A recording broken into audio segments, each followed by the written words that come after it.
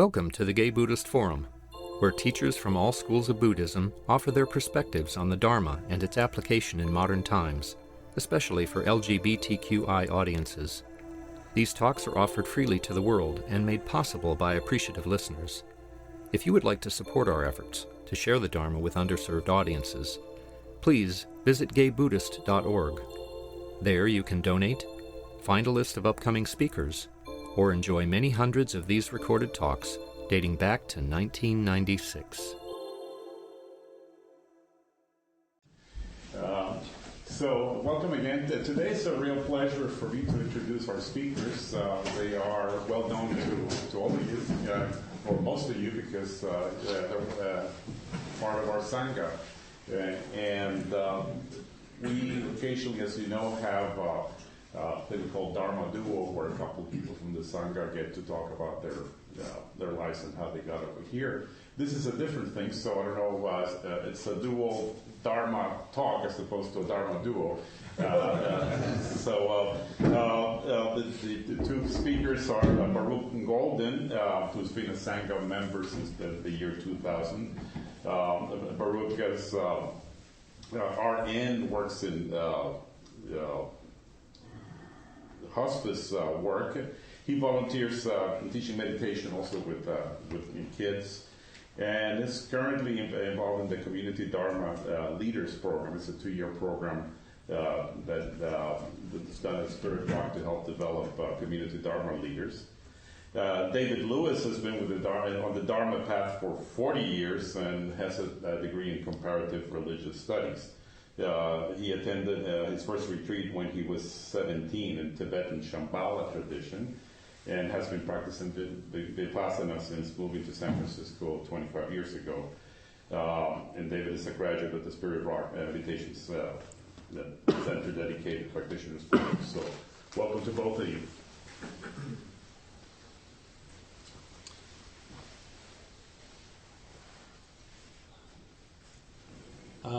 Can you hear me? Yep. Mm-hmm. Great. So I was thinking a few weeks ago I co-led another Dharma talk with Larry Yang, who's a teacher at the East Bay Meditation Center, and the woman the person who coordinates it said, "Thank you for taking the Dharma seat." And I'd never thought of the cushion up here as the seat of Dharma before. So it's interesting to be sitting up here because we have so many teachers that come through here who sit on these seats, who share the Dharma with us. And so it kind of reframed it for me to be sitting up here.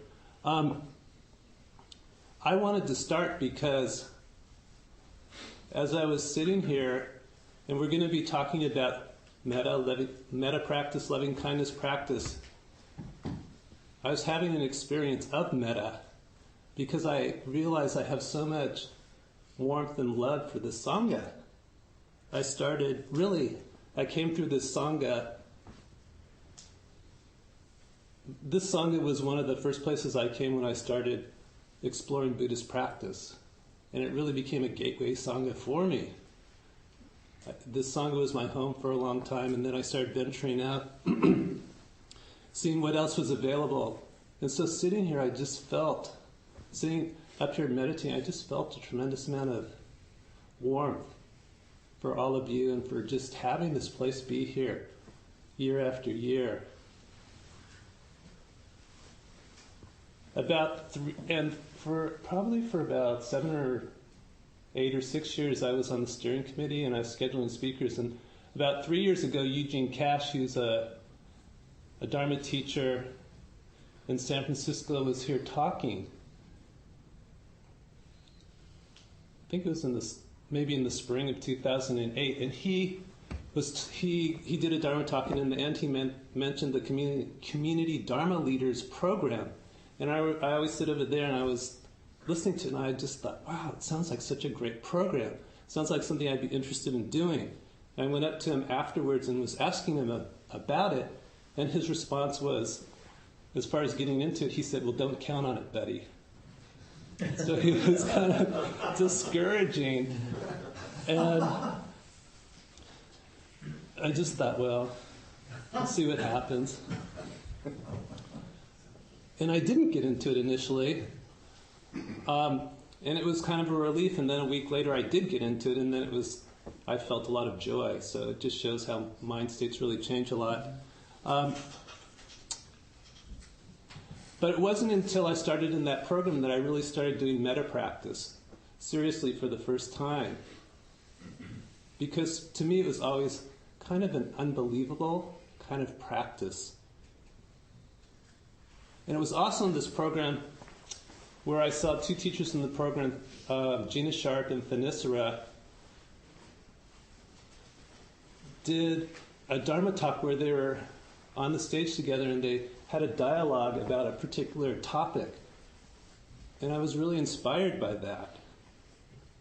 And so that's why there's two of us up here. I thought, well, we're not going to do that exactly, but we'll have more of a dialogue, and hopefully we'll engage you in what we're talking about. So I guess I'll pass it to you. You can start. Well, I just want to second what Baruch said. I feel a lot of metta for this sangha, and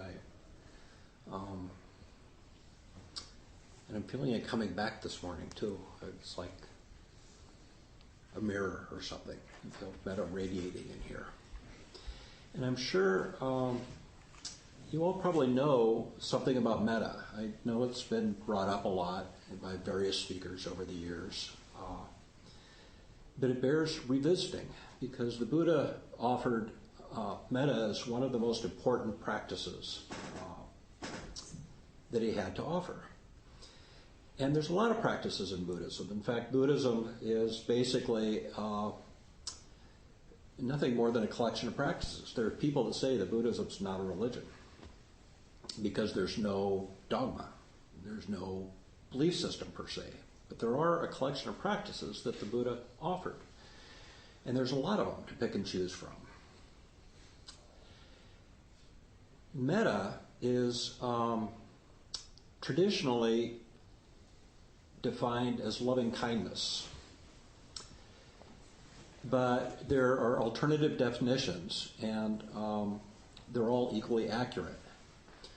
Metta can also mean goodwill, and you can have a whole practice around goodwill. You don't have to use loving kindness. But some people find loving kindness to be kind of loaded.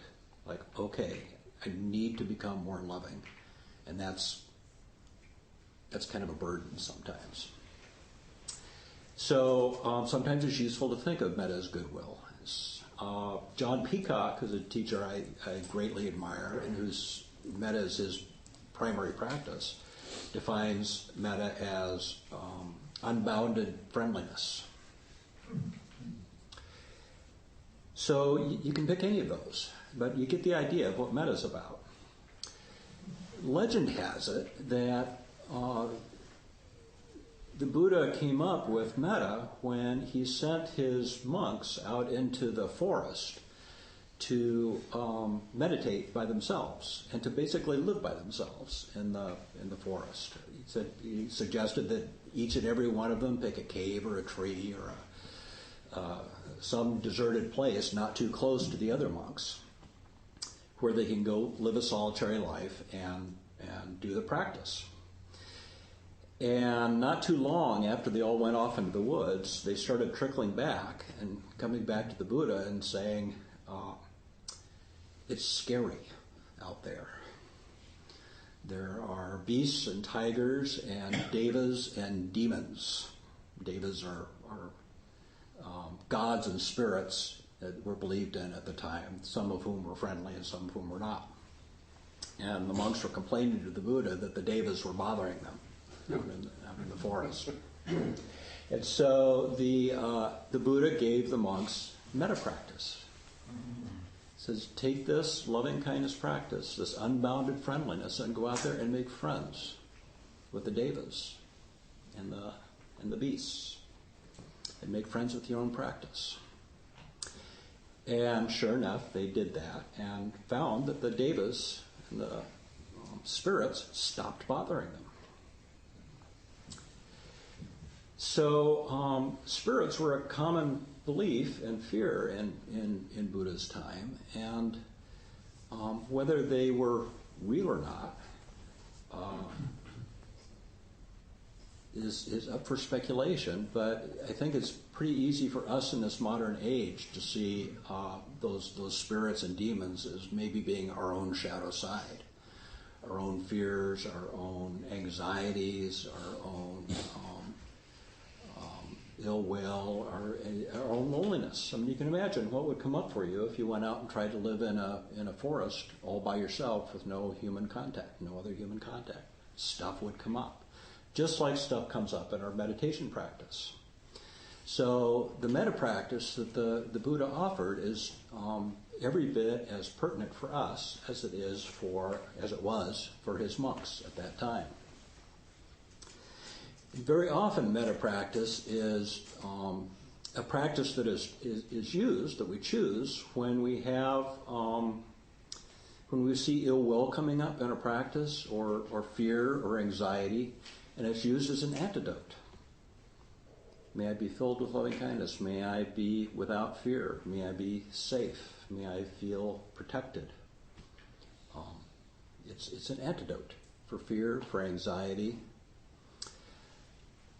But the Buddha also taught, and this is something that I think doesn't get often mentioned enough, the Buddha also taught that of the many practices that he offered the monastic community and the lay community at his time, metta was also offered as a practice that in and of itself can lead to awakening. In other words, you can choose, and there are people today that do choose to do nothing but metta, and that is an awakening practice. That is a practice that can lead directly to awakening. So it's a very profound, very deep, potentially very powerful practice. Philip Moffat, who's a local teacher, says this of metta. The purpose of loving kindness and compassion practices is to cultivate the intention to embrace all parts of yourself and to overcome feelings of separation from yourself and others. Thus, you learn to receive and work with your faults as sources of needless suffering and spontaneously move toward change in order to relieve that suffering. So one of the things Philip Moffat's getting at here that I think is really profound is that metta can also be used as a meditation practice that encourages us to have goodwill towards anything in our experience. So when we're meditating and disturbances come up, or faults or judgments, or if we're just restless, or if we're sleepy, or if we have doubt, all the stuff that very commonly comes up in meditation practice, if we can have some goodwill, if we can have some metta towards that experience, then we accept anything that comes up in our meditation practice. There's no such thing as a bad meditation. Whatever comes up is accepted. We're making space for whatever shows up. And one final quote about metta before I turn us back to Baruch. This is from Ajahn Chah, the great meditation master of the 19th century, of the 20th century, excuse me. Ajahn Chah says, Metta is kindness with awareness. Metta is kindness with awareness. It means that we don't get caught up in the old patterns of fear, depression, jealousy, or resentment. When we stop dwelling in aversion for ourselves or others, it is easier to bear with the vicissitudes of life. So with that, back to Baruch. When the steering committee asked us to do the talk, I immediately thought about doing metta because I've sat in discussion groups here on open discussion days, and I've just listened to the type of suffering that we as gay men experience. You know, that our particular demographic, our age, we're kind of an older group of mostly gay men and one lesbian. Thank you so much for coming. And I was thinking about how this practice is especially relevant for this sangha, because as gay men or queer, or however we identify, we've grown up with homophobia. It's just part of our culture. And but we haven't grown up with the practice of cultivating loving kindness for ourselves. So these negative beliefs and ideas were things that just permeated the environments that we grew up in, and especially for some of us who are slightly older. We were growing up in our formative years, and we were, it wasn't openly discussed as it is now, but these messages we internalized in a way. We internalized the homophobia so that we incorporated these beliefs into our views and ideas about ourselves, and they became a part of our internal landscape in a way where we don't even recognize that the feelings that we have about, or the struggles that we have about being loved or not being loved, being lovable, not being lovable, being happy, some of the difficulties that we have in relationships really point to the beliefs that we incorporated as we were growing up, in the ways that we were hurt in the families that we grew up in. And I was especially thinking about when I was a young person, I was a mismatch for my particular family. I was a kid who was in elementary school and middle school. I was bullied a lot. I was kind of a little chubby kid, and I was bullied a lot at a time when the concept of being bullied wasn't really, people didn't even really think of that as being bullied.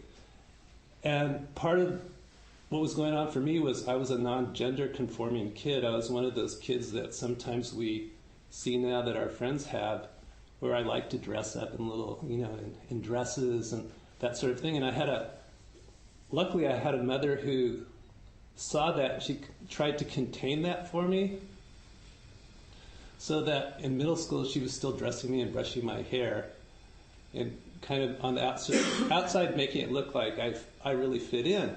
But as soon as I got to high school, it just sort of overflowed a lot. I let my hair grow really long. I used to wear braids. I had earrings in both ears, and in high school I was one of the kids that was wearing makeup. I used to wear lipstick and rouge, and I was really into art at the time, and I had a female friend, and we would make these blousy tops, and so I was kind of, sort of a very non-conforming high school kid. My stepfather was in the Army. He's a Republican. He was very conservative. And so just having me in the household was kind of challenging for him. And so he didn't really back then we weren't thinking about homophobia so much, but it was just part of his belief system. And I was a very non-conventional kid, and every time he saw me, the homophobia that he had came out and was directed at me. And so I grew up with this belief system of not fitting in, of not being very lovable, and I kind of, in a way, I really shut down during that period, growing up with him.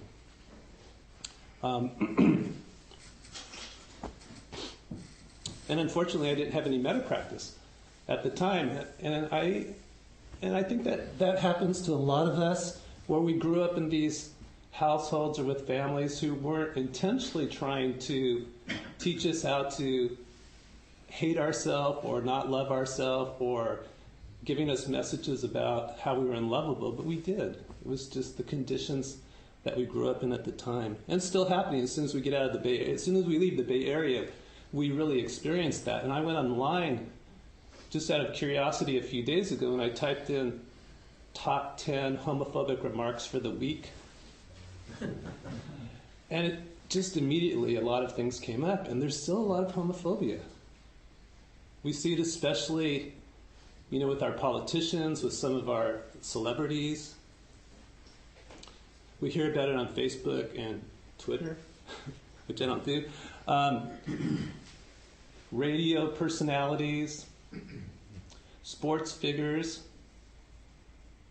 I mean, it's still there. Rick Santorum was like one of the top hits. There's something about the 10 most homophobic remarks that he had made in the last couple of years. And I was reading through them. It was really interesting. As I was reading through it, I was practicing metta. So I just wanted to sort of talk a little bit about my own experience, because I really incorporated a lot of these beliefs about not feeling lovable. It's really hard for me growing up to tell when people liked me. It was hard for me to know when I liked somebody else, and I grew up under these conditions. But at the same time, when I heard about metta, I didn't believe that it was of any value to me. It seemed really unbelievable in a sense. And so I immediately went to the science. And I wanted to share a study that was done using metta. And it was really interesting to me, because if you're someone who really believes science, they've actually started incorporating and using loving-kindness meditation as an intervention in studies. So this is a study that was done recently. It was published in 2008. The researcher Barbara Fredrickson is at the University of Michigan, and she did the study in CompuWare, which is a computer corporation in Michigan. I guess a very popular theory about happiness is there's a theory called the hedonic treadmill effect. I don't know if any of you are a psychotherapist or a therapist. Anyway, basically what it says is that we have positive and negative experiences, but they're kind of temporary, that we return to this preset level of happiness. So that any efforts that we do to improve our level of happiness are doomed to failure, that we're kind of preset at a certain level, and that's what our experience is going to be. And she has a different theory that states that positive emotions widen our experience and our outlook and improve our life. So she did this intervention. It was 7 weeks of metta, or loving kindness, where people would come and they'd have an hour class, and it would be straight metta practice, and they basically taught the people how to do the practice. They asked them to do it on a daily basis. And then they went online and they did weekly or daily reports on their positive emotional states. And they did a whole battery of measures, psychological, social, physical. They did some outcome measures looking at life satisfaction. And what she found was that on an average, people in the study practiced metta for 15 minutes a day, or they did it for 80 minutes a week. She used what they call a time-limited control study, where there were two groups. There was a group that was staggered behind that, and she used them as a control group so that they didn't get the intervention, but they did all of the battery of tests. And then after the first group went through, that group went through. So there was a total of 150 people. And this is the results were pretty interesting. She said that just doing metta practice or loving kindness practice for 15 minutes a day led to shifts in people's daily experiences of a wide range of positive emotions. So people basically started feeling more positive emotions: love, joy, gratitude, contentment, hope, pride, interest, amusement, awe. That the intervention really kicked in on the third week. So it took a little bit of time for people to start noticing the changes, but about at the third week, they started noting different changes and more positive experiences in their daily life.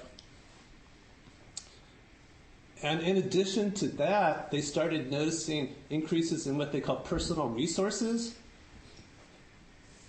which included having more mindful attention, more self-acceptance, positive relationships with others. They noticed less complaints about physical symptoms, and an increased loving attitude towards themselves and other people. And that people felt more confident about their life and less depressed. So I just thought that was really interesting, that there's actual science that shows that doing the practice does make a difference in 150 people that that lived in Michigan. There are two other studies. One was looking at low back pain, and another looking at a group of people with schizophrenia, where they also were able to document positive changes in people's experiences.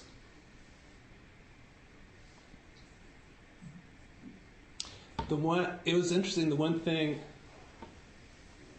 they noted was that initially the practice is challenging for people, because when people stop, and as David was talking about, and start sitting and start doing the practice, you're not automatically filled with love, unbounded love.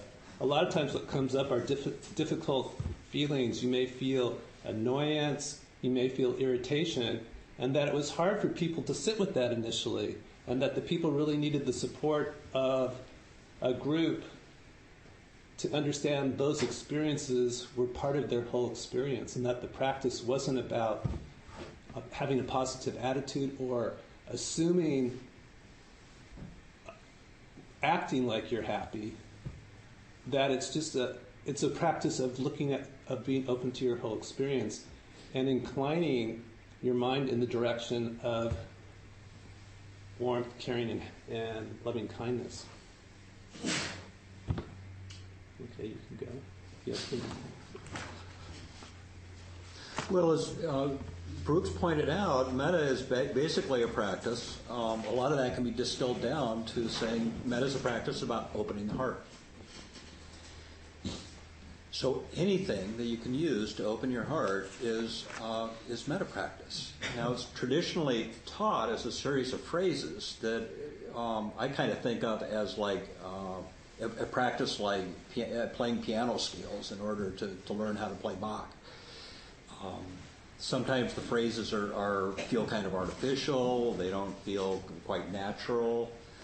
If I just start out right now saying, "May I be filled with loving kindness, may I have joy, may I find peace in my life," I'll think, well, that's not quite true right at this moment. But that's my intention. That's my intention for myself. And if we repeat that often enough and do it as a practice, our intention, as the Buddha's taught, our intention will lead to our greatest desires. So metta practice doesn't always feel natural at the beginning. And a lot of times people have trouble with it. I've heard all kinds of people say, "Oh yeah, I've tried metta practice and that doesn't work for me."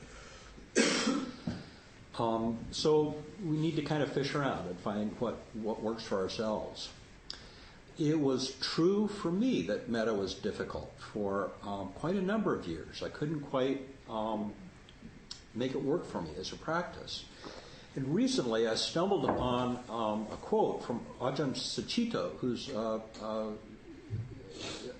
Theravada monk and teacher. He's the abbot of a monastery in England that I really admire. He's actually an English guy that was trained in Thailand. And he's like a metta master. But I was reading a book of his, and he says, at one point, he talks about when metta is difficult for him. He says, "There are times when my kindness amounts to just not holding on to the negative impression I have of someone, including myself." And that just resonated for me, because I realized that sometimes I was trying to send love and safety and kindness to either to myself or to other people, and yet I was holding on to my judgments about them. I was kind of thinking, well, you're fucked up, but I send you kindness. Yeah, and that might be me. All my faults, all my judgments about myself, I'm still holding on to, but I wish me well. Well, no wonder it didn't work. So this quote about Ajahn Sucitto, there are times when my kindness amounts to just not holding on to the negative impression I have of someone, including myself. I realized I was holding on to my negative impressions and sending metta. And so the first step is letting go of those negative impressions. They still come up. My stuff, my self-judgment and criticism, and I'm kind of hard on myself. I'm an aversive type, so I give myself a hard time. My ill will still comes up.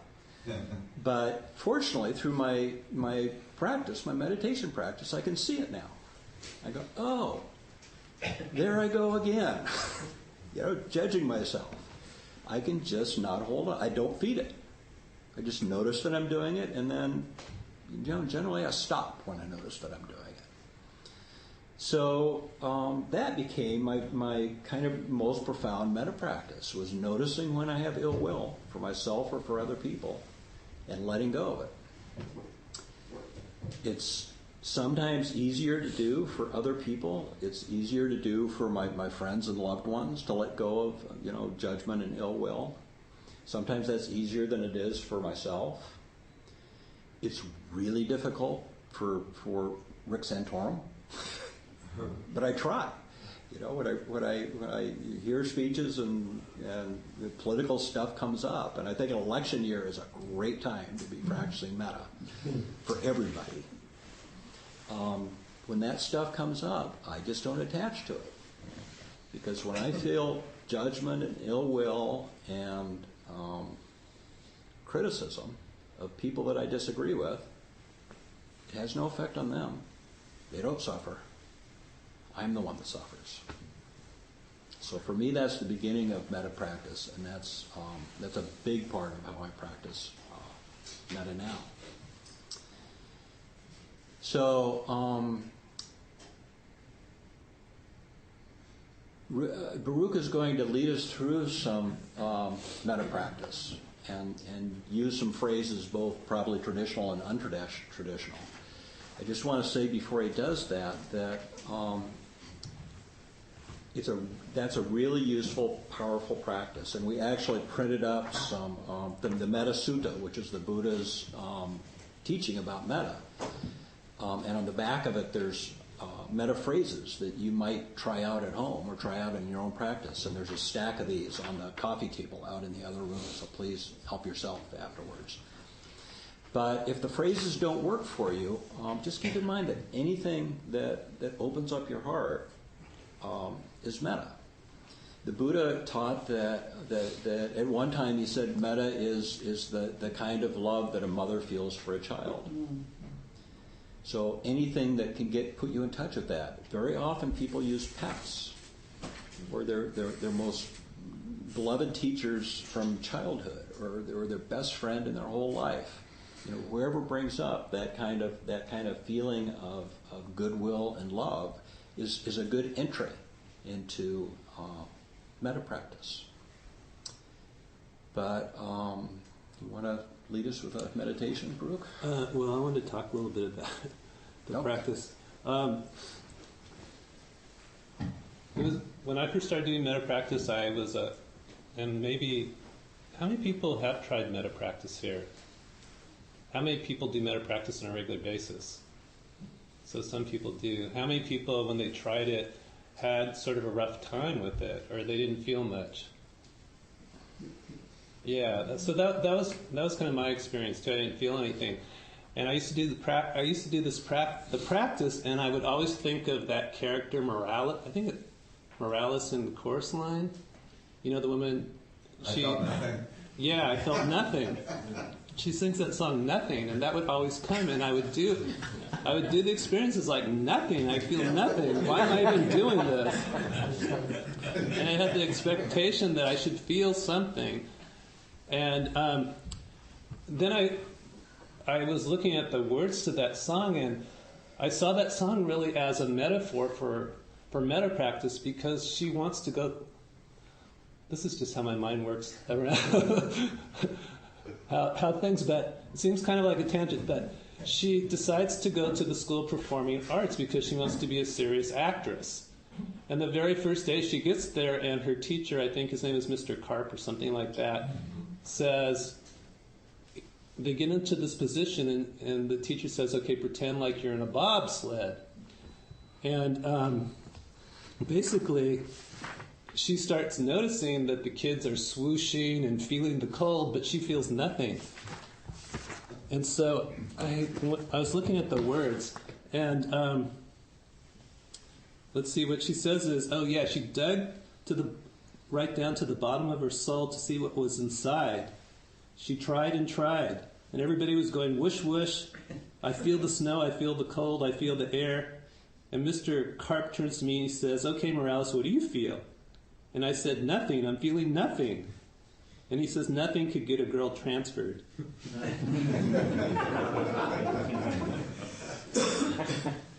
And then, it goes on, and then the next week there's supposed to be a table and an ice cream cone. It's pretty funny. And everybody is feeling, like she's trying to feel like she could melt. And pretty soon the kids were calling her nothing. Everybody was successful, but they called me nothing. And she started feeling really kind of helpless and hopeless. And I was thinking about that in terms of how we often feel. Like we feel very isolated a lot of times in the world. We don't feel very connected. We have the habit of really trying not to feel the discomfort that we experience, but we just have a general awareness a lot of times that things aren't working out too well. So she basically stops paying attention to external voices, and she decides to go and start doing practice. And she goes to church, and she starts praying to Santa Maria. Yeah, who said that? Yeah, exactly. And she's praying that she'll feel something. And then she does. She starts hearing this voice from the bottom of her soul, and basically the voice says about her teacher, this man is nothing, this course is nothing. If you want something, go find a better class. And I just sort of saw that as that she eventually commits herself to doing this practice where she really does discover herself, and she finds a place where she could go and find the self-love, which is an expression of who it is that she really is.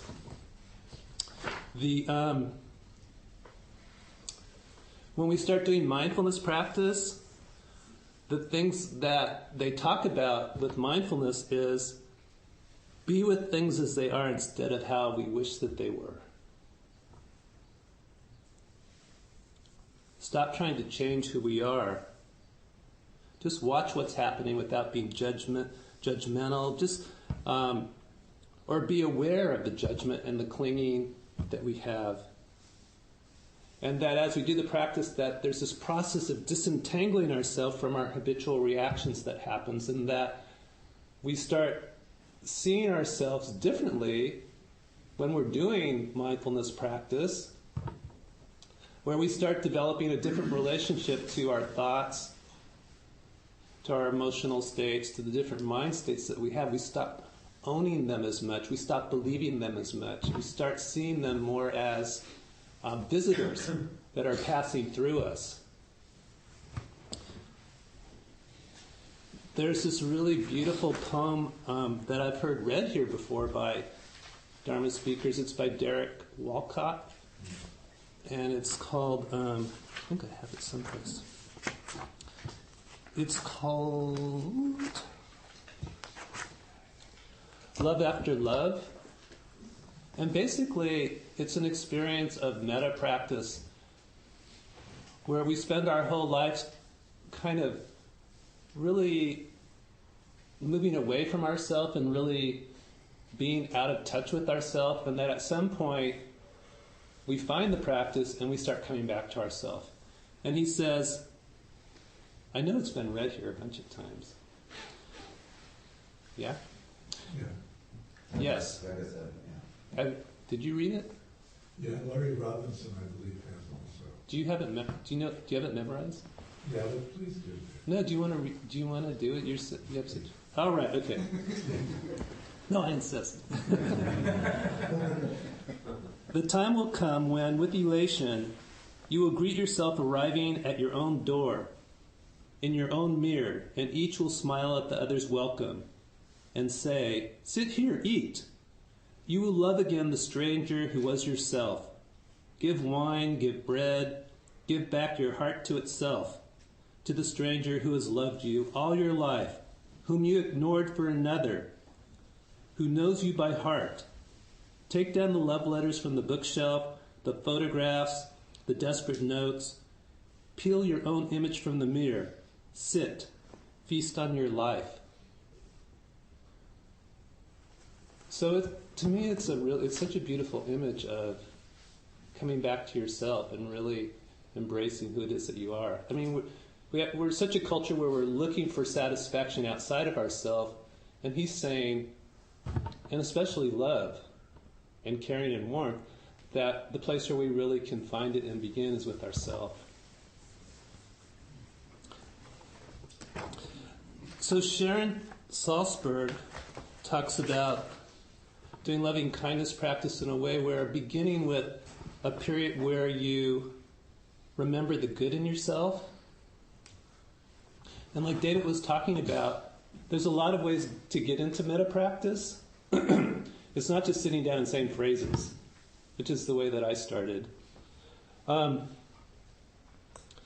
Basically, and she gives a whole list of things that you could think about. And what I wanted to do I wanted to just give some suggestions and then just take 2 minutes in pairs and give people a chance to talk about remembering the good in yourself and getting a little help in finding a place where you can connect with a loving, warm feeling someplace. So what she says is, reflect on something that you've done or said that was kind or good. Think of a time where you were generous or caring or contributed to someone's well-being.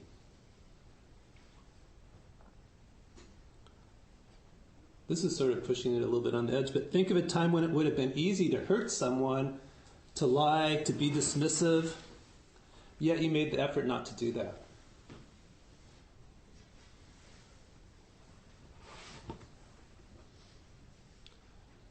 Think of a time when you gave up something in a way that freed your mind and helped someone else. Or when you overcame some fear, reached out to someone. So those are different things. And I was just thinking about just walking into the sangha when you see someone that you haven't seen for a while and you have that moment of warmth or happiness that you can feel it for a few seconds, where you feel that joy of seeing someone in the sangha that you really like as you're walking up and giving them a hug or greeting them. So that's a moment of metta that you connect with. And then she says, if nothing comes to mind with any of that, and which that's sort of my situation where I would think, and I couldn't think of anything. She says, turn your attention to a quality you like about yourself. Maybe a personal strength. If that doesn't work,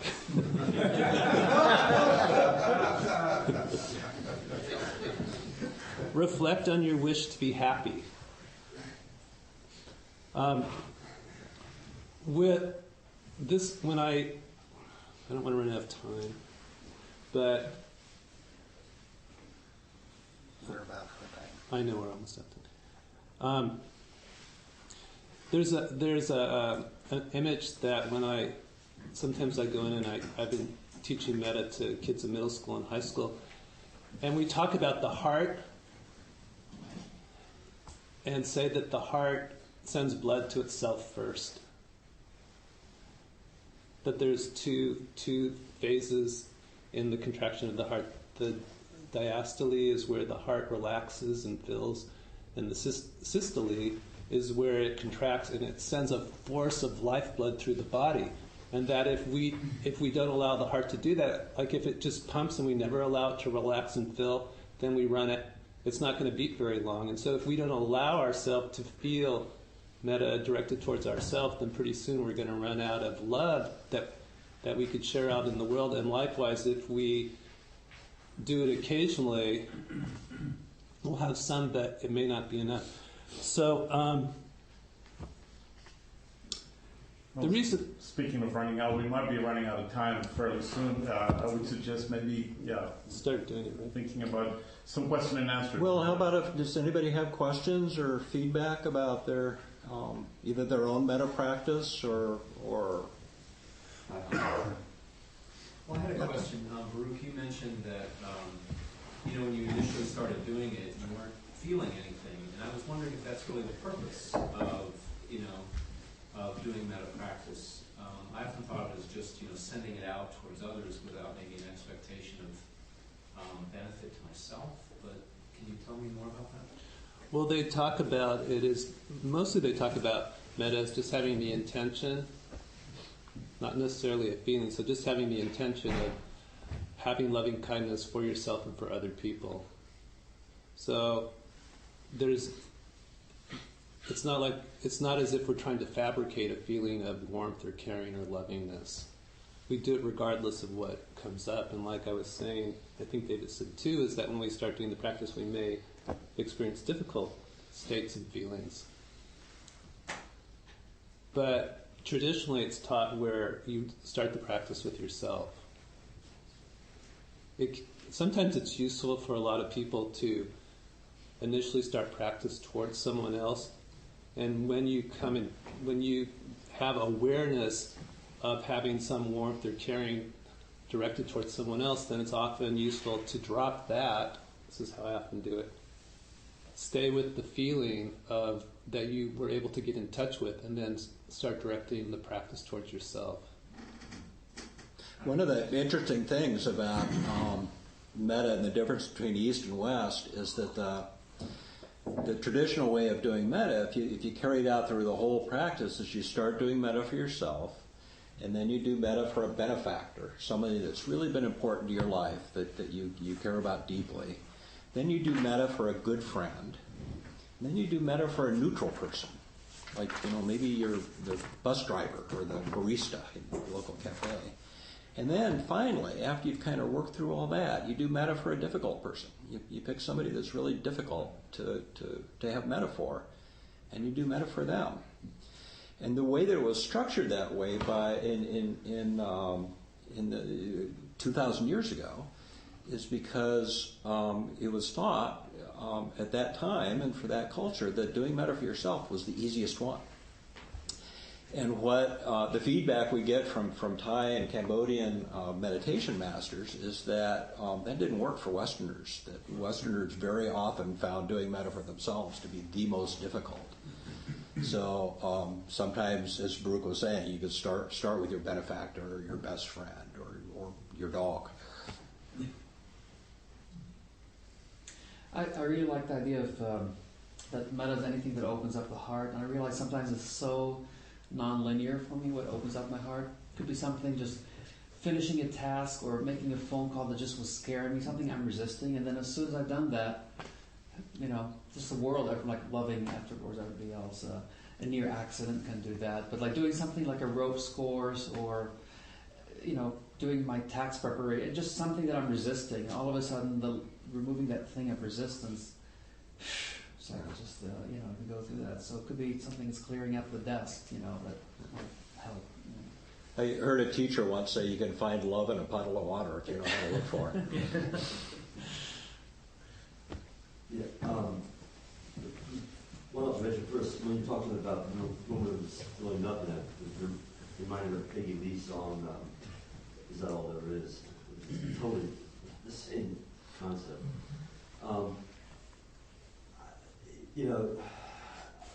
I don't have people in my personal life that I have strong antagonistic feelings towards them, but boy, I sure feel it on a public field. And I just wanted, the German word, Schadenfreude, is that pronounced right? It's taking pleasure in other people's misery. On the political field, that's my lifeblood. And in some way I kind of feel uncomfortable with that, but I'm aware of that. In some ways I don't give a damn. I feel like it's actually kind of fun to have those feelings. Which again I say, well, what does that say about myself? You know, I can go on and on about that. But I wonder, you know, like the most obvious blatant example is Rush Limbaugh's current self-immolation and crash and burn. And I'm enjoying every second of that. And I wonder how you can, you know, I'm doing that thing saying, right, I know the guy is suffering. I mean, no, he's living in the hell realm. He's, in some ways, he's hugely successful and very rich, but I know that he comes from a place of pure suffering. I can see that. But I don't want him to succeed in his hateful actions. So I wonder how you can maybe address something where you can separate wanting somebody to fail in what they're trying to do versus wishing them ill. Well, I mean, you use Santorum as an example. I mean, yeah. I would love to see Santorum crash and burn, just because I think it'd be horribly destructive for millions of people in this country. How do you separate that from, you know, personally wishing him ill versus hoping he's just going to fail spectacularly because if he succeeds, it's going to be bad for a lot of people? Well, recently my daughter had moved home with me for about a month and a half, and so we were talking a lot about that, and we started doing this practice of watching Fox News together. And we were talking a lot about metta because she's a high school teacher, and she's talking about how difficult it is for her to like some of the students, really the most disruptive students, and that she often wishes them ill will in a way. And we just started bringing awareness of the kind of space, I don't know how it works for you, but the kind of space that it takes to really hold ill will in our body. And I know exactly how you feel about Rick Santorum and people like that. But I think there's a way where we can work against what they're doing, but not have that the clinging, you know, the clinging to wanting. Yeah, like we could continue to do the work, but we could still wish him well. And one of the things that the Buddha talks about, or that they talk about, people like Sharon Salzberg, is they talk about that all people desire to be happy, that everybody wants to end their own personal suffering. And so we could still wish that for people, even though they are creating a lot of unhappiness and suffering for other people, and still not want them to succeed. Yeah. So I think there is kind of... Because what you said, David, I mean, I feel that's my best attempt in medical in those circumstances is kind of like, well, you're an asshole, but I hope that you know, that's a good start. Where to start?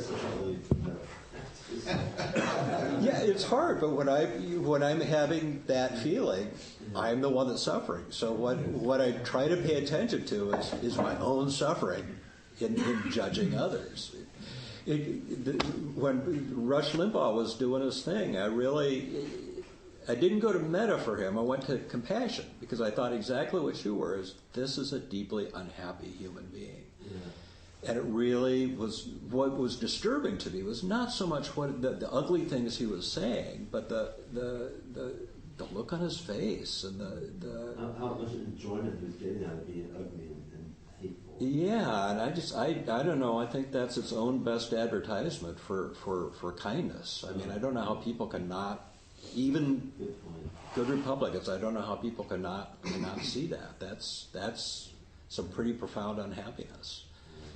And it might be hard to send him metta, but we can send him compassion, because compassion is, you know, in Latin it's with suffering. Compassion is you know, when I see Rush Limbaugh doing his thing like you do, I have some of that Rush Limbaugh enter me in hate and disapproval and disdain for other people. I have disdain for him, and I think, oh my God, this, you know, I'm a little bit like him. This is, okay, I don't want to knock like, but I'm just, is that so terrible to feel disdain for him? I mean, you know, oh, we're making a judgment. You know, I mean, you know, is that? Yeah, we're making judgments. You know, we got brains where we can analyze and sift and decide one way or the other. I just, the whole thing about you shouldn't make judgments, I struggle with. I mean, you know, I mean, there are hateful judgments and there's just judgments that are calling it the way it is. Well, I'll share about it. No. I mean, I think that's a really interesting area to explore. I mean, because we all do that, right? Yeah. It comes up, we're all full of judgment about other people and ourselves, but I guess we need to stop. Yeah, just I wanted to get in a quick question for both of you. More of a technical type of question. It's like when you're sitting on the cushion. How do you partition your time? Do you spend time just doing metta and sometimes in silence watching your thoughts, or is there? That's a great question, Oswaldo. Yeah, it actually changes, and I do it according to kind of what my mind state is. But if I'm feeling the need to do some metta for myself or the world, and usually what that means is that there's ill will and judgment, or I might just be in a bad mood, I'll do some metta just to kind of soften a little bit before I move into silent meditation. But I also know teachers that recommend doing nothing but metta for a week or a month or 2 or 3 months. So it kind of depends on what's working for you. Well, an interesting experiment you could do is when you're not sitting is just choose a time block, like maybe 20 minutes or 30 minutes, where you just do the practice in regular activities. So, if you're at the university, that you have that in your awareness for that period of time and structure it that way. So for that entire period of time, be selective about how you do it, but you just do it for that block of time where you're just aware, paying attention to your thoughts, and you're directing metta either towards yourself or towards other people as a way of inclining the mind towards that type of practice. And then the rest of the time just do whatever you want. And then you could do an experiment and see if doing 20 minutes a day, like in that study, 15 minutes a day, if there is a change in how your mind and mental states change or not. I also like to play with random metta, which is kind of fun. Like if I've taken a bus someplace, I'll send metta to everybody on the bus according to what my imagination says they need. May you be healthy. May you be safe. May you be filled with loving kindness. May you live with peace and ease. And it's kind of a wonderful practice. By the time you get off the bus, you feel pretty good about everything. Okay, well, thank you so much. Thank you. Great Dharma talk. Now, do we have any announcements? Thank you, gentlemen. Next week we have a future study. Are you going to do an announcement too? About what? It's like you're talking about next Saturday. Okay, we have an ongoing thing with GBF where we provide a meal once a month it's called the Redwood City, and it's a homeless shelter for young people. It's a great place. They really do good things. And because, the economy, because of a limited budget, they take care of the kids, but the meals are very simple. So once a month we do like really nice, more than simple meals, casseroles and homemade desserts and all the other stuff. So we're doing this coming Saturday. So if that's something somebody want to get involved in, contact me during the social period, and I'll put you on the volunteer list. Yeah, just a question. Who runs the directory, the printed directory listing? It's in transition. Oh, it is? Okay. Because we've been out for quite some time. A printed one's available here, so just a thought. Thank you. And we have a host. We have a host. There are cookies out there and some vegan dates and almonds.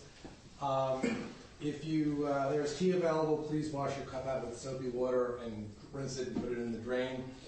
There is a sign-up sheet over here if you'd like to get our newsletter.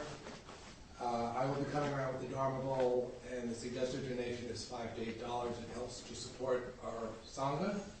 And some people go out to lunch. They usually meet by the door. So if you're interested in that, you might let that be known.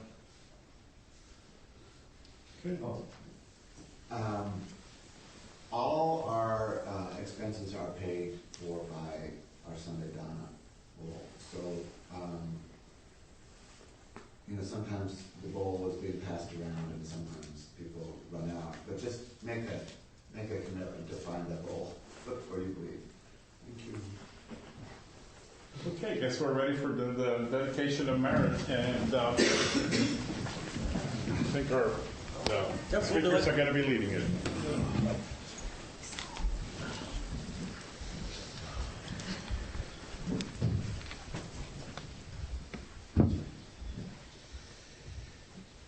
So, as always, we recognize that our practice this morning benefits not only just ourselves, but everybody we come in contact with and everybody they come in contact with, and radiates out.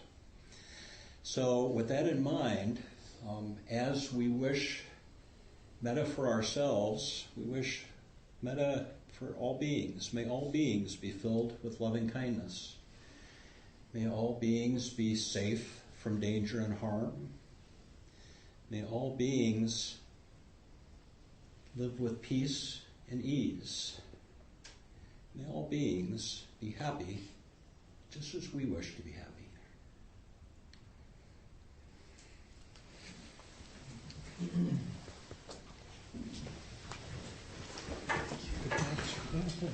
John?